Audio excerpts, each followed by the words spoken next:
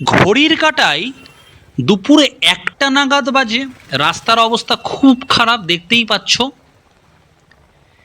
বেশ কিছুদিন পর যারা আসবে তারা হয়তো খুব সুন্দর একটা রাস্তা পাবে, কারণ এটা 4 লেনের রাস্তা হচ্ছে। আর দূরে যে প্রাচীরটা দেখতে পাচ্ছ লম্বা মতো, সেটা অ্যাকচুয়ালি প্রাচীর নয়, সেটাই অ্যাকচুয়ালি টিলা।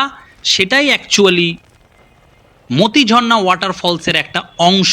আমরা পৌঁছে গেছি, আর কিছুক্ষণের মধ্যে, জাস্ট কিছুক্ষণের মধ্যে আমরা মতিঝর্ণা ওয়াটারফলসে প্রবেশ করে যাব। আর দেখতে দেখতে পৌঁছেও গেলাম তার প্রবেশদ্বারে। বড় বড় সাইনবোর্ডে লেখা আছে মতিঝর্ণা ওয়াটারফলস, আর এই হচ্ছে তার প্রবেশদ্বার। দারুণ লাগছিল, মনে একটা আলাদাই আনন্দ ছিল। আর এই রাস্তাটা ধরে বেশ সোজা যেতে হবে। শুরু হয়ে গেল, একটু একটু করে ওপরের দিকে উঠবো এবার আমরা। পাহাড়ি জঙ্গলও শুরু হয়ে গেল, প্রচুর গাছ। বর্ষাকালে সবুজটা বেশ ফুটে উঠে, প্রাকৃতিক সৌন্দর্যটা আরও বেশি করে ফুটে উঠে। যারা পাহাড়ে রাইড করে তারা জানে। মাঝে মাঝে একটু অফরোড হচ্ছিল। অফরোডের মাহাত্ম্য রাইডার্সরাই একমাত্র বুঝে। অফরোড করতে ভালো লাগে মাঝে মাঝে। আর এই হচ্ছে, যত কাছে এগিয়ে যাচ্ছি তত মানে আলাদাই লাগছে জাস্ট পরিবেশটা।